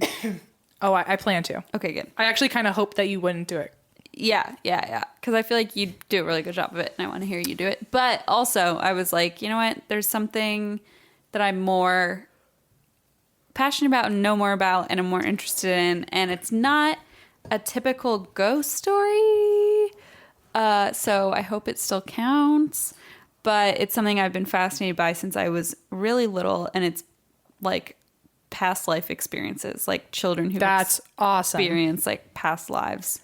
I love that shit, and I have a lot to say. fascinating, right? Yes. So I've been studying this literally since I was probably 10 when we got a desktop computer, a Dell, and I was like constantly Googling weird shit like children who were pilots in World War II. Like, I was really psycho. They had a TV show for a while, too. Yeah, it was called The Ghost Inside My Child. Yes, it was such a good show, too. A&E, baby. It was such a good show. Annie, why the fuck did you quit that? Are you listening? Hello? Fresh. We want a show. We want a show, and we'll bring that back. That was a great show. The Ghost Inside Us. Oh. Dark mystery. The ghosts surrounding us. The All right. demons within. The demons within us. CrimeCon. Okay, so this is going to be sort of similar to your structure of the Black Eyed Kids episode, where it's kind of like... All I want are the stories. Just give me the stories. It's literally like some history theories and then just like a bajillion of people's stories. Good. It's so fascinating. That's all I want. Okay. So I just want to give credit. These are where I got... Okay, so I got a lot of information from Ranker, BuzzFeed, Psychology Today, Bustle, Collective Evolution, University of Virginia School of Medicine. Hey, UVA, how you doing? And a variety of other articles. So I just want to point out, like, this is not just from some blog. Like, I got this from all over the internet, including, like, actual medical websites. Okay, so... I know that past life experiences / the word reincarnation is a buzzword, and a lot of people are like, oh, God. You can go ahead and turn off this episode if you'd like. That's fine. No, don't. Come But back. Because it literally says in my notes, but don't turn off the episode. Thanks, Em. Because even if you don't necessarily believe in it, these stories are creepy and are unexplainable, even if it's not reincarnation or whatever. It's just still creepy shit. So, as I was saying, a lot of people are like, bleh, reincarnation, bleh, like past life experiences, it's bullshit. Which, okay, you know, it is kind of... We respect your opinion. We respect your opinion. It's not proven, blah, blah, blah. But don't turn off the podcast yet, okay? So, here's some things I have to say. A few decades ago, American astronomer and astrobiologist Carl Sagan... Oh, my homie. ...stated that, quote... There are 3 claims in the parapsychology field which, in my opinion, deserve serious study. One being that young children sometimes report details of a previous life which, upon checking, turn out to be accurate and which they could not have known about in any other way than reincarnation. Mm-hmm. Amen. Quote Carl Sagan. Quote Carl Sagan. Just saying. For the people who like to use sources. Anyway, I assume every person who's a scientist is now on board, right? Yes. I think so. The only one I'm waiting on is Neil deGrasse Tyson. You got a quote from him? Come on. He's on there. He's been on board since day one. It's my man crush. What a boy. What a boy. So, anyway, talking about UVA. University of Virginia psychiatrist Dr. Jim Tucker. Mm-hmm. So he is one of the world's leading researchers on the topic of past life experiences within children.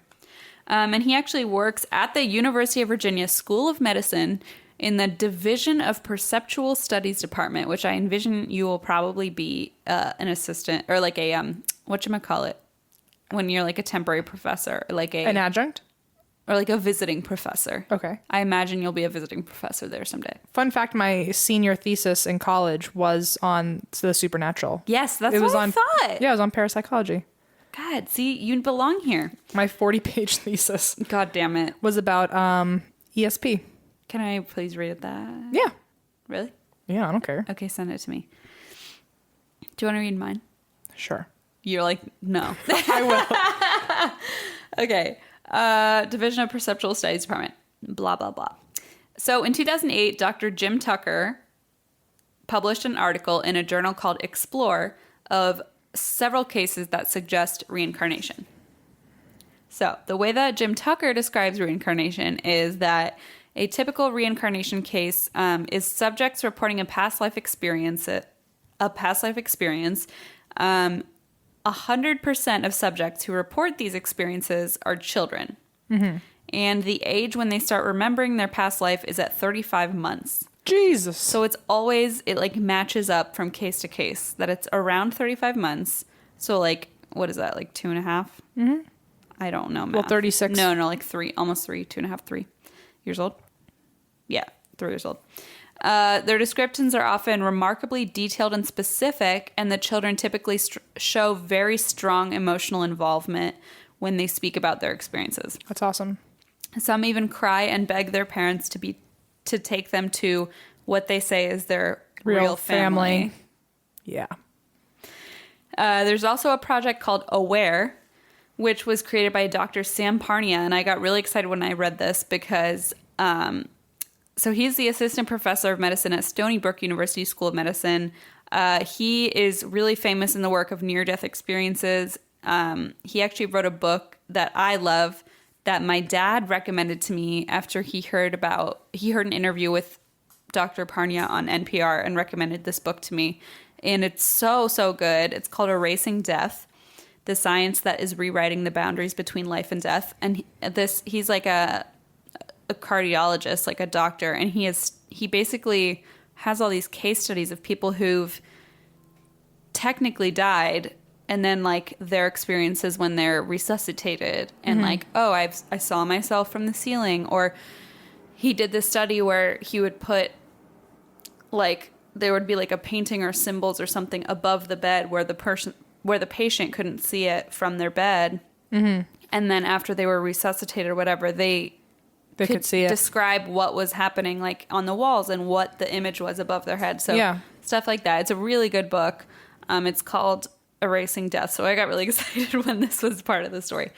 Anyway, the point is that there are medical doctors, like truly cardiologists and like cutting edge scientists studying this phenomenon. And there are a lot of theories out there that are actually being taken seriously by the scientific community. I'm going to say something. I'm ready for it. There are pretty strong arguments. Okay, so we're going to talk about real quick past life regression. Oh yeah, let's do it. Which is different. Different. Yes. So there are pretty strong arguments for and against past life regression, which I completely understand because it's typically done through hypnotherapy. So, people get really interesting stories and memories and suppressed memories and things like that. But it's like the argument that, it's hypnotherapy and leading questions and that kind of thing. Like, I totally understand that. So, skeptics have typically argued that like it's manufactured memories caused by the therapist leading questions, which I understand that argument. However, according to recent research, which just blows my mind, past life regression might not be as linked with reincarnation as people have always thought. So Brian G. Diaz, PhD, and Carrie Ressler, MD, PhD, at the Yerkes National Primate Research Center in Atlanta, Georgia, recently discovered that memories can actually be inherited. So they used mice to demonstrate this, which my mother has told me since I was little, but apparently they only just now like confirmed have it. Scientifically proven. It's been like a theory for a long time. Because my mom would always tell me like our family was, lived through famine and lived through whatever, and it like the trauma is passed through your DNA. And I always was kind of like, okay, that seems. I guess that can always be translated like psychologically. It could be translated as like, oh well, if they're stressed out and then like you're, raised by them, then you are raised to be a nervous person, and then like being nervous and stressed is inherited because of the behavior. But it's cool that like the actual memory can transfer. Literally proved that like trauma from like a great grandparent, whatever, can like manifest in offspring. Right. Not just the causal behavior. No, exactly. Not just like the extra like environmental situation, but like the actual DNA. It's That's so crazy. Wild. It's really like the crazy. image itself can transmit. So this is what they said.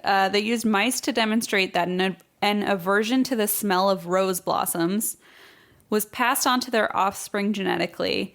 And even more fascinating, they determined that their DNA of the offspring was actually altered as it was passed along to the offspring. Wild. So they would create this aversion for the rodents or the mice, and then they would study the sperm, and the sperm would literally have been mutated to like crazy adopt this. So before the offspring was even born, it had adopted this like mutated gene or whatever to like develop this So that's why they think a lot of times when people do past life regressions, they might just be accessing like right trauma and fear that like might didn't have actually been, come from them. It's like it's just something they inherited, like ancestry, and it's getting muddied up. which I think is equally fascinating. Like if you're accessing stuff that's been in your like genetic line, but again, that's like completely different from this theory of like children who've experienced past lives. Right, So I just want to put that out there because I think it's like equally fascinating, but it's a different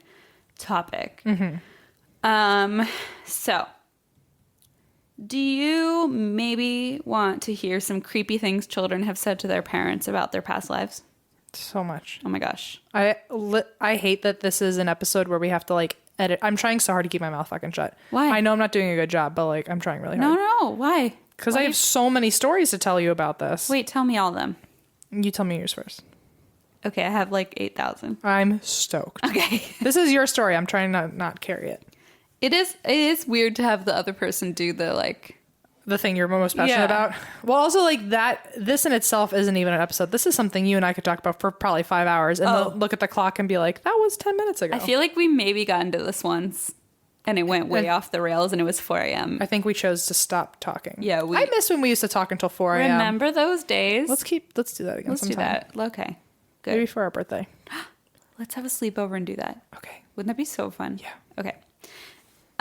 So beep boop bop. So I'm gonna tell you a couple like of the famous big stories and then just some like really short like Do what you gotta do. anecdotes. So German therapist Trutz Hardow in his book Children Who Have Lived Before tells this story of this boy. And the story was witnessed by a man named Dr. Eli Lash. The boy was of the Druze ethnic group, and in his culture, the existence of reincarnation is accepted as fact. Yes. He was born with a long red birthmark on his head. The Druze believe, as some other cultures do, that birthmarks are related to past life deaths. Yeah. When the boy was old enough to talk, he told his family he had been killed by a blow to the head with an axe. Damn. It is customary for elders to take a child at the age of 3 to the home of his previous life if he remembers it. What a great fucking tradition. How Why can we not interesting. all just agree that that's respectful? What if you were like, where did you live before? I'd be like, Just trust them. Rodeo Drive. My fucking ass would be like outer space, and then good luck. But also that's interesting that they agree that the 36-month thing. It's interesting. Yeah, it really. Like, yep, 3 o'clock. 3 it years old. matches. It's 3 o'clock, and you're 3 years I know. old. I heard it. It's 333. It's a magic number. A village local said the man the boy claimed to be the reincarnation of had gone missing 4 years earlier. Oh no. His friends and family thought he may have strayed into hostile territory nearby. The boy also remembered the full name of his killer. Love it. When he confronted the man, the alleged killer's face turned white, but he did not admit to the murder. The boy then said he could take the elders to where the body was buried. In that very spot, they found a man's skeleton with a wound to the head that corresponded to the boy's birthmark. They also found the axe, which was the murder weapon. So, faced with the evidence, the murderer admitted to the crime and said he had killed the man. So that's one story. Okay, anyone listening right now, how can you not? If there's a skeptic out there, I need you to explain yourself. These stories go on and on and on and on. There's thousands. There's thousands. How can you not believe this? And I understand that some people are like, well, it's a lie and the parents are... But like, all of these stories, they can't all be... That kind of shit, all right, you explain that to me. And they were just like, yep, this is normal, okay. Like, it wasn't weird to them. You know, what's weird to me is that you think it's weird that it's not weird, because... You and I are going to be those exact parents. Oh, for sure. If my child Take me to your killer. Okay, can we make an agreement right now on audio record? When our children are 3 years old, we must ask them where they came from, just to see if they have an answer. Yes, but I will say that the advice from Dr. Jim is that you don't ask kids. You just let them tell you? Because otherwise they're likely to just make up answers. Okay, but what does like Dr. Bill Nye say? He's probably all about it. Listen, Bill Nye says a lot of things. But he's also very fond of the scientific method, which is not about leading questions. So I think, listen, I'll tell you. I know. My kid, I'm going to be disappointed if they don't have a story at 3 years old. Oh my God, Em. I expect a lot from them. I like how some parents are like, I'm going to be disappointed if they don't like learn the violin by age 10. Oh, my kid never has to learn a musical instrument, but they better have a past life. Your poor kid's going to just make up a fucking story. Just to make me happy. I'm just going to be like, listen, just tell him that like you were a fucking pharaoh and it'll be fine. I'll lose my mind. Grantland alumni Molly Lambert, Tess Lynch, and Emily Yoshida bring you a weekly podcast to keep you company during lonely nights and strange days. It's a podcast as vast as space and as timeless as infinity. It's the meeting place between alien documentaries and Frasier. Between breaking pop culture news and, wait, how did Molly think Billy Joel was Italian? It's a brand new podcast from Audio Boom called Night Call. Every Monday, our bi-coastal hosts sit down for a free jazz blend of pop culture, internet culture, and just enough half-baked conspiracies to keep things interesting. Drop them a line with your night call at 24046-NIGHT. That's 24046-NIGHT. And they'll offer their best advice on life, love, and the coming apocalypse. Night Call is now available on Apple Podcasts and all other listening destinations. Okay, here we go. Here's another one, but this one isn't actually a child, which I thought was interesting. This is the only one that's not a child. Okay. Retired Assistant Fire Chief Jeffrey Keene felt inexplicably overcome with emotion and strange physical sensations when he visited the site of the Civil War Battle of Antietam as a tourist. When discussing these sensations later, the words "not yet" appeared strongly in his mind. Ew. He took a new interest in the Civil War, and while flipping through a magazine on the topic, the words "not yet" in quotation marks jumped out at him. Ugh. General John B. Gordon had emphatically repeated "not yet" while holding his troops back at the Battle of Antietam. Oh, no. Which he hadn't known. Oh, The no. physical resemblance between himself and Gordon was striking, and I looked up photos, and they literally have the same face.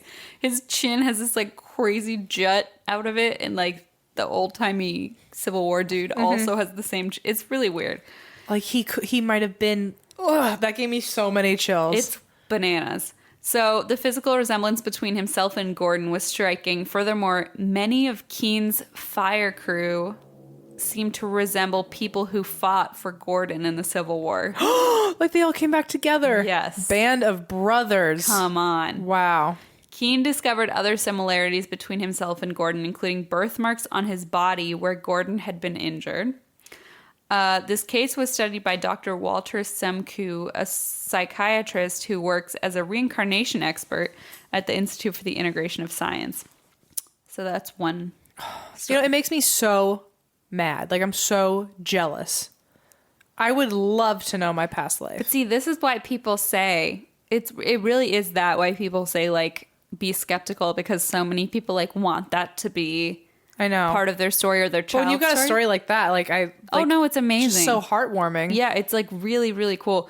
But that's why they say, like, sometimes they, like, parents will encourage their kid to, like, Right. keep talking. But kids also do have an imagination. So sometimes, like, it is kids just being like, yeah, my dog's name was Molly, and, like, make up stories. I went to Sedona, Arizona one time, and I got a past life regression reading, but I don't really believe it. What happened?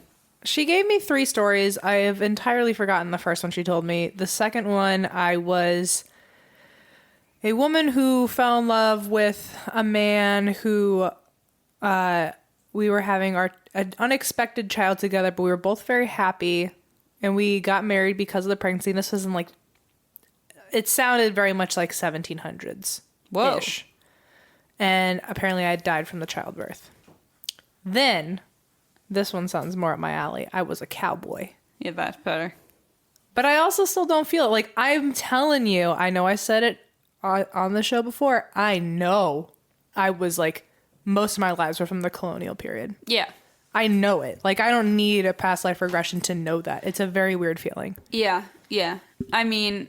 And you're from Egypt. Yeah, and Greece. Oh, okay. That's another one that's been always through my life. I always told myself I think I died at Woodstock. Oh, whoa. But I think I just really wish I went to Woodstock. Really? Yeah. I didn't know you were like a Woodstock fan. High school was a different time for me. Me too. I was very much a Woodstock kind of person in high Me school. too. Wow, we're the same person. Maybe I was you in a past life and you were me. Oh, that makes sense. Yeah, okay. Quantum physics. So here's the story of Ryan. Tell me. So when Ryan was 4 years old, he started experiencing frequent horrible nightmares. When he turned 5, he made an announcement to his mother, quote, "I used to be somebody else." He would often talk about going home to Hollywood and would beg his mother to take him there. He told her detailed stories about meeting stars like Rita Hayworth, dancing in Broadway productions, and working for an agency where people would frequently change their names. He even remembered that the name of the street he used to live on had the word rock in it. Ryan's mother, Cindy, said that his stories were so detailed and so extensive that it just wasn't like a child could have made it up. Cindy decided to check out some books about Hollywood from her local library, thinking that maybe something inside would catch her son's attention, and it did. So they were flipping through, and they had a bunch of books about old-time Hollywood, basically. And all of a sudden, Ryan stopped her and said, "Oh, that's me," and just pointed to a photo and was like, "Oh, there I am." And what are the odds that he would be in the book? Well, they got like a ton of material, and they were just going through, and there was one photo, and he goes, "Oh, there I am," and then named the other people in the photo. Crazy. Yeah. So they decided to seek the help of that Jim Tucker guy I was telling you about, and he started researching. After approximately 2 weeks, a Hollywood film archivist was able to confirm the identity of the man in the photo. Like, it was just like a random guy in a photo. The photo was from a film called Night After Night, and the man was named Marty Martin. And he had been a movie extra and then later a powerful Hollywood agent before passing away in 1964. He had danced on Broadway, worked at an agency where stage names were often created for new clients, traveled overseas to Paris, and had lived at 825 North Roxbury Drive when he said, "I lived on a street with a rock in it." Roxbury Drive in Beverly Hills. Ryan was also able to recall how many children Martin had and how many times he was married, which is crazy because he knew Martin had 2 sisters, but Martin's own daughter didn't know that her dad had 2 sisters. So What? he was like, "Yeah, I had 2 sisters," and the daughter was like, "No, he didn't." And then they looked into it, and like apparently he did, but he just had never told his kids about it. Weird. Yeah. Oh, so he met his kids, basically. Yeah. So he met his kids. Yeah, I think they did bring him to LA. That's awesome. And he was like a child. And Imagine though, right now, getting an email how creepy is that? and someone's like, "I know this is really weird, but I have a 3-year-old How weird. who is your father." Ew. Or like someone that passed away, and they want to say hi. It's so weird. It's like an added creep factor to like, oh, someone died and then their ghost came to say hi. It's like, oh, they died and then came back and now are saying hi to my face. And they're here in person, right? So weird. And they remember you. Yeah. It's so creepy. He also, he remembered 55 specific facts from Marty Martin's life. But then by the time he was like about 6 or 7, pretty much all of it was gone. That's sad. Which is typical. I know, but sad too. Okay, here's another one. This is a really famous one. So after turning 2, James started to experience vivid nightmares that would make him scream in his sleep. On May 1st, 2000, his mother, Andrea, heard her son screaming. "Airplane crash, plane on fire, I love this one. Little man can't get out." Andrea ran to his bedroom and saw James struggling under his sheets. The same nightmare kept recurring 4 to 5 times a week. When Andrea asked who the little man in the plane was, James replied, "It's me." When Bruce, his father, asked James who shot his plane down, James said, "The Japanese." When he was asked how he knew that it was the Japanese who shot down his plane, James replied, "Oh, the big red sun." Okay. He told, like the flag. Right. He told them that his ship's name was the Natoma. When his parents asked for the names of other people in the nightmares, James stated that his name had been James also, Okay. which was his current name. Right. And that he had a friend who was his co-pilot named Jack Larson. He also started to demonstrate an unusual knowledge about airplanes. For example, when his mother gave him a toy plane with what looked like a bomb under it, James looked at it and said, "That's not a bomb, Mommy. That's a drop tank." Oh my God. And like knew all these weird specific details about the planes and what they were called. Like I didn't include all the details, but like he knew what all the different types of planes were called, and his parents were like, we didn't know what the hell was going on. Like, that's cool though. Yeah, it's crazy. Except that it was also traumatizing, but it was crazy. So, James's dad, Bruce, got a book on aircraft carriers that were engaged in the Pacific. They were going through it when James stopped his father at a section on the Battle of Iwo Jima and told his dad that that's where his plane was shot down and crashed and where he died. Bruce, his dad, was like, what the fuck? And researched it. Found out that there was a ship called the Natoma, and it had participated in the Battle of Iwo Jima, which was just so specific. Right. For your 5-year-old or whatever to know. So James also gave his G.I. Joe dolls really unusual names, including Billy, Leon, and Walter, which were names that his parents had never heard, or like none of his friends were named that. They were his buddies. And they asked why he called his G.I. Joe dolls those names, and he said, because that's who met me when I got to heaven. Aww. I know. So Bruce was, his dad was like a pretty staunch Christian. He was like a little bit alarmed by this, and he did not want to accept that this was, a past life. Like he was just really like hesitant to kind of give into that. But James's knowledge of World War II aircraft, where they couldn't figure out how the hell he knew this stuff, made him inspired him to research the details. And he started searching through military records and archives and learned that the Natoma Bay crew held reunions. So he decided to attend one of the reunions and went to his first Natoma Bay reunion in San Diego on September 11th, 2002, a year after 9/11. At the reunion, Bruce learned that 18 aircraft carrier pilots from the Natoma Bay had died during service in the Pacific. One of the pilots was named James Houston Jr., and his co-pilot was named Jack Larson. Bruce also learned that James Houston was the only pilot to die in the invasion of Battle of Iwo Jima, and he died on March 3rd, 1945. So, literally, he had said, oh, my friend, Jack Larson, and Jack Larson was literally the co-pilot of a guy named James Houston Jr. And James would sign all his, when he would draw these really intricate drawings of, helicopter crashes and, plane crashes, and he would sign them James and then the number 3. And he was, James Jr., whatever. Mm-hmm.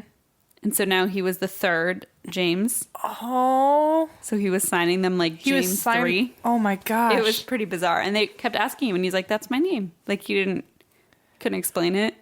That's so weird. All right. So the rest of these are pretty just short little anecdotes. Okay. When my daughter was in kindergarten, she had the hardest time with letters, mixed up B's with V's and H's with N's. Her teacher didn't know how such letters could be mixed up, and neither could I until I was helping her read one night. She kept asking me what sounds the letters made. She kept saying, I don't remember those. I showed her an H and asked her if she remembered that one. She nodded and said confidently, that makes an N sound. She kept saying how she thought there were more letters. I asked her what kind of letters she thought there were, and she wrote some out for me. And then there's a list of Russian letters. Oh. And then she said, more than that, too. I asked her where she learned those. She said, Vlad taught me before he disappeared. I asked her who Vlad was. She claimed he was her brother. She kept telling me that he disappeared, and the next day, a man came and killed her family. Oh, what? It's a list of Russian alphabet Jesus. characters. Okay, here we go. My daughter had a nightmare that she was playing paper dolls in her mom's bathroom when a man came in and murdered her and her brother. She's never even seen paper dolls before. So I looked it up, and sure enough, there was a girl her age nearby who was murdered while playing with paper dolls in her mom's bathroom in the 1970s. Oh my God. Okay. Our son is named after a Marine that was killed in action on my husband's last deployment. One day when he was 3, we drove by the military base where his namesake is buried, and our son said, "I'm buried over there in the ground." You know, from when I died fighting bad guys with Daddy. Very interesting, though, that, like, you really lucked out naming him after the person that ended up reincarnating into your son.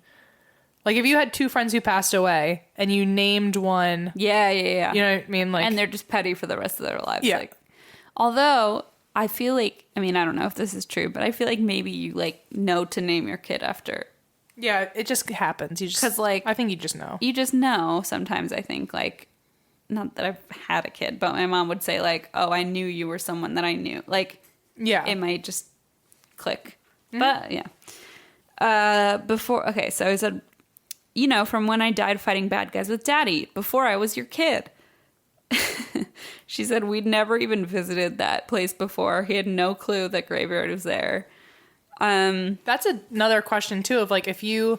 Imagine you have a kid right now. Imagine. Yeah. And then all of a sudden, they start talking to you about, like, random shit you did, like... in college or something, and then you like find out that your friend from college passed away, and this person knows all your deepest, darkest secrets, but it's your 3-year-old child. They're like, "You're a fucking drunk, Mom." No, your child's gonna be like, "Remember that time we got hammered together?" Oh, how awful! Mom, remember those Rumpelmans shots we took? Oh my God. Or imagine them going to their teacher and being like, "My mommy and I did shots." Oh my God. And then you go to jail. And you're like, no, it's just... I love that you laugh when it's like you go to jail. It's like, no, my kid just is having a past life regression. It's fine. It's fine. I live in LA. You understand. It doesn't help. Here we go. My 3-year-old niece told me she used to drive. I said, "When you're older, I guess." But she shook her head in frustration and said, "No, when I was a grown-up. Now I'm too small." I humored her and asked her what her car was like. She told me in the surest tone, a 66 Chevy Camaro. Damn, good taste. She continued, "That's a nice car. Favorite, till it crashed." Can I watch Teletubbies? What? Okay, next. My husband and I joke that our son is my dad reincarnated because he's just like him. He was conceived 3 months after my dad passed away from a sudden heart attack and was born with a birthmark right over his heart. If that's not enough, the first 3 letters my son ever wrote were G-U-Y, which was my dad's name, Guy. Wow. I was watching The Great Gatsby at my friend's house, and her 3-year-old brother started talking about going to parties like those and about the financial crisis that followed. 3-year-old? God, the economy these days, I don't even care if that's real. I just think it's funny. Okay. I would tell my older sister about my death. I told her my husband was captured and fire was everywhere. I took my young son and ran. I told her my son couldn't run fast enough. I knew we would get killed, and I had my husband's knife on me. I wanted to leave a clue. I wrote in capitals, Croatoan, which was the word carved into a tree on Roanoke Island at the site of the Lost Colony in 1590, by the way. Remember the missing Roanoke colony? Yeah. Croatoan. So when she was a little girl, she said, so I carved the name Croatoan into a tree. And I knew we'd be captured. I told her we were caught and how my son was killed, and then I was killed. I told her I was stabbed in the stomach with a knife. Then I went about playing with my dolls. Oh, man. She says, I can still picture the scene and my son in that life to this day. Damn. That's wild. That's weird. Because Croatoan is such a specific word. For like a 3-year-old. It's not like frog or cat. Yeah, I wrote my name in the tree. Yeah, it's like a very well-known. Yeah. It's pretty wild. When my kid was 4, we were watching a documentary on the Titanic. The scene was a picture of the schematics of the boiler room, and the camera panned from left to right over the plans. He pointed at the TV and said, "That's wrong. The boilers were on the other side." And I was right there. And he pointed to a small space in the boiler room. That's where I was, and that's why I don't like water anymore. Oh, fuck. How fucked up is that? That's wild. How fucked up is that? Okay. My daughter was born with a heart condition and is very sickly. One day she said that she missed the old not sick her. I asked her what she meant since she had been born sick. She said, you know, me, but the other me with red hair. Aww. That's sad. And creepy. And creepy. When my daughter was about 3, my sister and I were telling her about the day she was born. She corrected us by saying, you mean the day I came back? Shut the fuck up. This is one that I heard a long time ago. Getting my 2.5-year-old daughter out of the bath one night, my wife and I were briefing her on how important it was she kept her privates clean. She casually replied, oh, nobody scroofs me there. They tried one night. They kicked the door in and tried, but I fought back. I died, and now I'm here. What the fuck? She said this like it was nothing. My wife and I were catatonic. 2.5 years old. Oh my God. And she said they kicked the door in and tried to scroof me down there. Whatever. Oh, Jesus. Fuck. Can you imagine? This is another quote from a kid. Before I was born here, I had a sister, right? Her and my other mom are so old now. They were okay when the car was on fire, but I sure wasn't. Oh my God. I wonder if those people could, like, if they still retain the memories, Me like, too. then Facebook them later. Me too, because it's like, well, and some of them have found, like, the people, there was one story of a boy who said he had died in this village or whatever, and they brought him back, and his widow, like, he was like a little boy, and the widow was asking him questions, and he knew all the answers. It was so trippy, like... That's, okay, here's the thing. We always talk about, like, if one of us died, like, how we would haunt each other. But here's the thing. If you die, like, tomorrow, and then I have a kid one day, and it comes back and it's you, and, like, that plane thing where, like, he was like, oh, that's not a bomb, that's a tank something. If I ever point on a microphone, my kid is like, no, that's the stuff we got from our sponsor, and this is Audio Boom. Your kid's like, listen. Oh, my God. If my kid... Pass the wine. I was going to say, if my kid's favorite food is wine... I'm going to be like, oh no. But we need a code. We need a code. You're Like, welcome to your future self. if I die tomorrow and then come back as your Okay. child, if you ask there has to be a certain question that you ask. What's the question? The question is, what's the question? What if I went, hello? And then I have to wait for their Can you answer. imagine if a 3-year-old would fresh? Now that's how you know. Now that's creepy. Hello. All right, fresh. That's it. That's the key. Okay. What's All the right. password? Hello. All right, you heard it here. Okay, listen. I have more. Yes. I was singing a song to my 3-year-old daughter that my great-grandma used to sing to me when I was small. My daughter smiled, stroked my cheek, and said, I remember when I used to sing this to you when I was the mommy and you were my little girl. Aww. That happens a lot in these stories. That does happen a lot. And I do definitely have a strong, strong belief that, like, the closer you are to someone, whether it's familial or friendly, but, like, the closer you are to someone, the absolutely more likely you are to go into the next life together. 100%. So, I mean, like, that guy being a general and all the soldiers and then Yeah, them all coming coming back to the with him? same firehouse. Oh my God. How crazy. That's very much like, I mean, I'm a strong believer in the universe puts you with the right people or keeps you with the right people. Yeah. Like, I don't know. Totally. No, I have recurring dreams of my mom and me, and it's always flip-flops. There's a dream where I'm her dad and she's my daughter, and then there's a dream where she's my mom and we're in Egypt and I'm her daughter. Like, I have these, like, recurring dreams where we flip-flop roles, but it's always like we're child and parent. Anyway. All right. Next. When my brother was about 2 or 3, he told us his name used to be Austin. One day, we were picnicking right alongside a cemetery when my brother took off running towards the gravestones.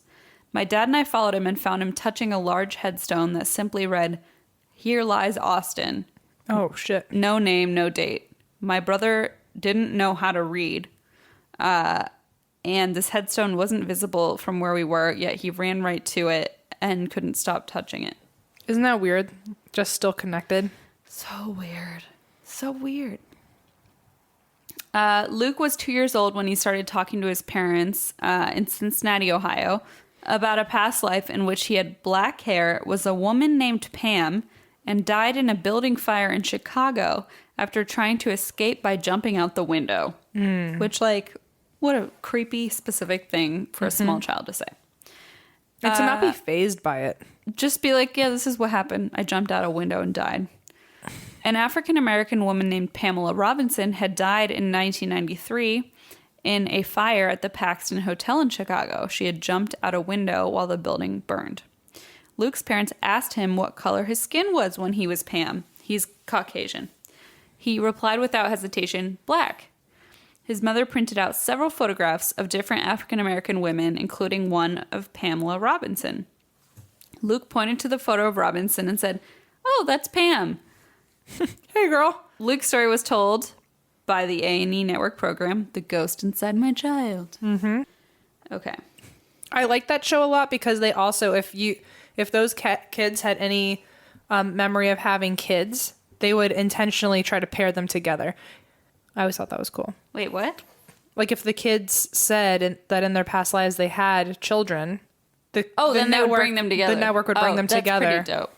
I always thought that was pretty cool. That's the only type of reality TV I want to work in. I hope that one day someone would contact me and be like, so my child apparently used to be I'm going to do that. I'm going to be like, my goddamn child. I know. I would like to think that if there's anyone out there that's 3 years old and remembers me from a previous life, if they were to contact me, I'd be on board. I'd be like, find them. I want to talk to them. I think that'd be cool. I want to watch that web series. God damn it. Just me with a bunch of small children and me quizzing them about me. Talking to this microphone. Okay, almost done. A couple more. When my daughter was 3, she told me several times that she knew me, my sister, my mother, and my dad before she was here now. She said all of us women wore white dresses and worked in white tents with red crosses on them. She said we all helped fix Grandpa after he got poomed. Poomed? Which was her word for gunshot sounds when she was little. Oh, so sad. She also told me that we have taken turns being the mommy. She said I was doing a good job this time. Aww. I've actually accidentally called her mommy a couple times when I was really tired. Which just is kind of so spooky. Interesting. It's her 3-year-old daughter. My little boy spoke what sounded like German as a baby without hearing it before. And when he was older, we had a German babysitter that was surprised we only spoke English because she said he was speaking Low German at her house. Oh. That is you. That's me. Christine. Hello. I am a prodigy and also reincarnated. Okay, so those are all the stories that I have, but here's like a little tidbit. I was researching like the studies they do on these children and families, etc. So this is what to do if your child is talking about memories that appear to relate to a past life. Dr. Tucker's advice, which can be found on the University of Virginia School of Medicine's website, is to be respectful, especially if the child is showing a lot of emotion about the memories, and avoid asking pointed questions, because asking specific questions could lead the child to make up answers on the spot, which could blur memory and fantasy, and then it kind of muddies, the real answers. And it could also upset the child if they're emotional about the topic, especially if it's about how they died or their past family. What you should do is ask general open-ended questions, such as, do you remember anything else? Also, make sure to write down any statements about a past life the child makes, especially if it will help to identify a deceased individual they might be describing. So he said, make sure to write it down or ideally record it, just so you have it. Fair. If it needs to be researched. Parents also should not become so focused on these statements that they and their children lose sight of the fact that their current life is what's most important now. If children continuously say they want their old family or their old home, it's helpful to explain that while they may have had another family in the past, their current family is the one they have for this life. Parents should acknowledge and value what their children have told them while making clear that the past is still in the past. He also says they do not recommend that children undergo past life regression hypnosis because it's just a lot for a young brain. Right.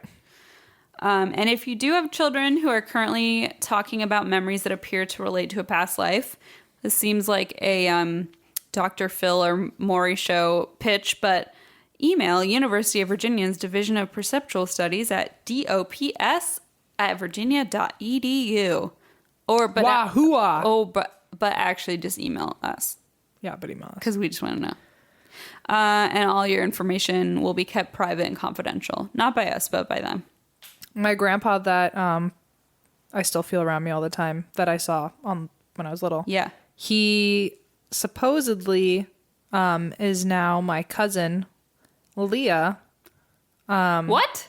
Well, his name was Lenny, and my cousin was named after him. And before she was born, he was building her a rocking horse. Oh. And then when she was in her crib one day, after my grandpa had passed away, he died and then she was born, very close to each other. Yeah. And then she was named after him. And she was in her crib, and when she was able to talk, she pointed at the rocking horse and said, "I made that." And then my aunt was like, "No, Grandpa made that." And she was like, "Yeah, I made that for Leah." How fucking crazy is that? Yeah. That's nuts. And apparently they look a lot alike. I say apparently because when he died, I was 7, so I don't really remember what he looks like. That's wild, though. Yeah. I mean, it's a fascinating topic. Anyway, it's something I've been obsessed with forever, so I just wanted to have my moment to rant about it. It makes me think about a lot. Like, we could talk about this for another hour because I have a lot of theories and a lot of things I want to talk about. But I don't want to bore anyone or make you have to edit it out, so I'm just going to keep my mouth shut. Well, we'll just do like a Patreon episode or something. Oh, that's a good idea. Let's do a Patreon episode on it. I really have so many I'm things not to kidding. say about Me this. too. I have like personal stuff too, but we're like at 2 hours, so we should probably. Oh, we'll cut it. Okay, but so we'll do that for like a Patreon thing. Okay, cool. Okay. Well, thank you guys for tuning into our anniversary episode. We truly never thought we'd ever get here. No, and we're so happy and proud, and we love you all so much. A whole year of seeing each other every week. That's bananas. That's the part that's crackers. It's bananas because we literally weren't even like close before we started this. We weren't, and now we've officially committed to seeing each other A career. multiple times a week. Truly a career. I mean, the thing that, like, I remember when Em first came over, I was like, oh no, and I vacuumed and I Lysoled and whatever. And now I'm like, God damn it. Em's coming over, I'm not gonna fucking Lysol the counters. Like, I don't vacuum when Em comes over, but that's how we were when we first started the podcast. That's how you know that we weren't really friends. Yes. Because, like, we were trying to impress each other. 'Cause I was like, I don't want Em to see my dirty carpets, and now I'm like, I don't give a fuck. You know the real question, where's the Geo wine? On the bar downstairs. We should put that up here. I think so. Yeah. But no, it's been quite a ride. It's a ride. It's been a fucking ride. All right, let's speak into existence. Where are we a year from now? Oh man, we didn't even think we'd be this far. Like, what are we gonna do a year Future us Oh my has to God. listen back to this part of this episode to make sure that our dreams came true. from now? Future you is gonna make future me like edit it where I have to go find this clip. And, Hi, future me. Oh, Put God. that in the future. All right, okay. Well, what about in a year where we have a TV show in the works? Wow, that's a Drunk tall mystery. order. I'm down. I mean, a tall order was also that we have a room full of shit people sent us. That's true. Truly a year ago today, if we were to have spoken into existence, we could have not even listed the things that we have now. No. I remember saying, if anyone ever sends me Anything. wine, then that's like the epitome of anything I could ever accomplish in life. Our goal when we first started Patreon was if we ever hit double digits, if we ever got $10. More than $10, yeah. Yeah. And now this is becoming like an actual career where we can just like... This really is becoming a job. I mean... It's amazing. Yes. It's becoming a full-fledged job. It has moved from a hobby to like a true commitment. It's not like, oh, well, just do this when I get bored. It's like, oh, this has to get done and this has to get done and this has to get done. But it's awesome. But it's the best job. I never thought I'd have a job that I like. No, it's really crazy that we literally created our own job. Like, Isn't that wild? Yeah, it's bananas. We created our own job. And we have people that listen to us and... Oh, man. Listen, Okay, a year from today, a TV deal would be a fun thing to flirt with. Okay, I'll take it. Because I just think based on our knowledge of how long it takes for something to get greenlit and all that nonsense, I think the idea of someone suggesting, like having a TV deal as a reality, Fair. a potential reality, not saying that we'll have a TV show because Fair. that's impossible. but to have someone understand. talking to us about a TV deal would be wonderful. I understand. For us to be going live, Live is for sure, I think, on the a table. live tour, that'd be live fun. tour would be my ideal for next year. That'd be fun. Someone tell us how to do that and we'll do it.